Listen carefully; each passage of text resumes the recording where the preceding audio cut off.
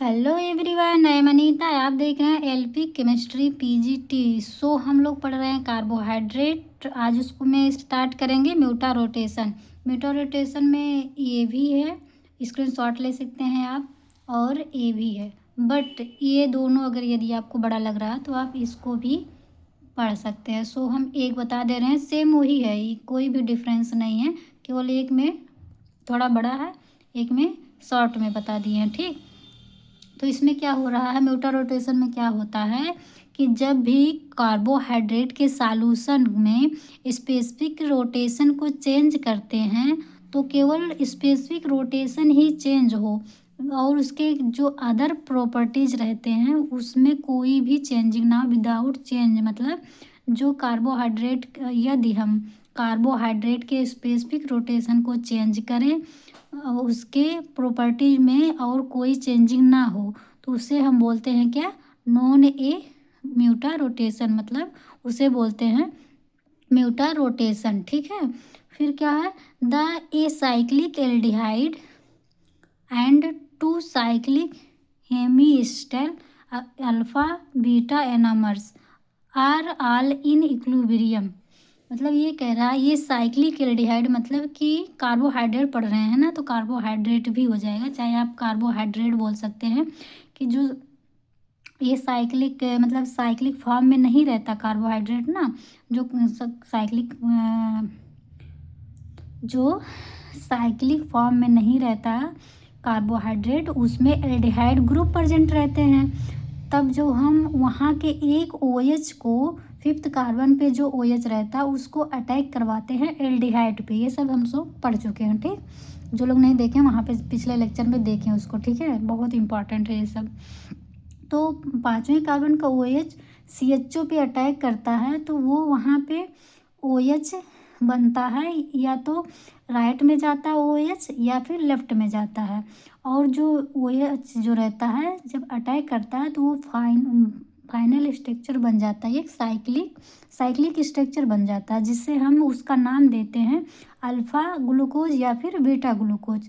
तो उसके जो OH रहता है, OH लेफ्ट में या फिर राइट में बनता है, तो उसी के जो राइट में लेफ्ट में बनता है उसी को नाम दे देते हैं एनोमर्स। ठीक है, तो अगर राइट में है तो उसे हम बोलते हैं अल्फ़ा एनोमर्स, यदि लेफ्ट में है तो उसे हम बोलते हैं बीटा एनोमर्स। ठीक है, अभी स्ट्रक्चर में और अच्छे से समझेंगे, आगे देखते हैं।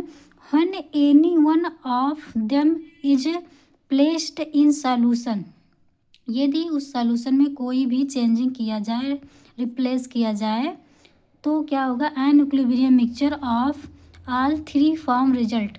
मतलब कि वही जो OH रहता है, किसी भी OH को एल्डिहाइड में यदि एल्डिहाइड पर अटैक करवाते हैं तो तीन स्ट्रक्चर बनता है। कौन कौन, एक तो जो फिशर रहता है, मतलब ए साइक्लिक फॉर्म में नहीं रहता वो।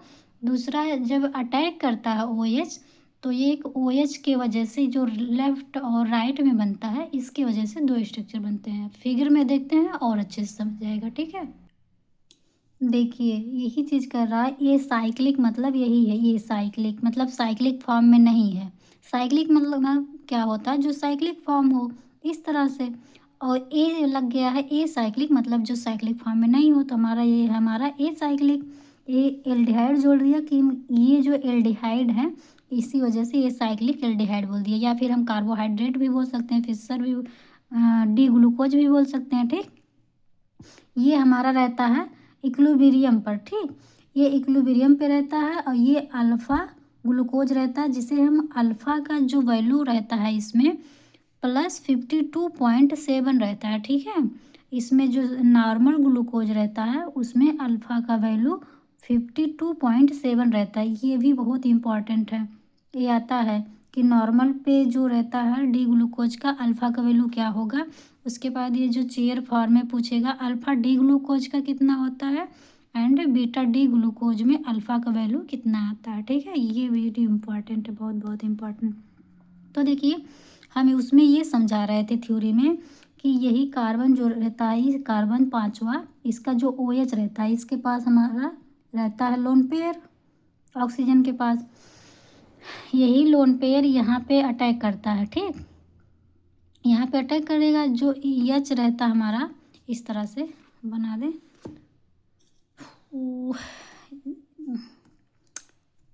कैसे गड़बड़ हो जाएगा, बट तब भी कट पिट हो जा रहा है, कोई बात नहीं, लिख दे रहे हैं। मान लीजिए यहाँ पे ये डबल बॉन्ड से जुड़ा रहता है, ठीक।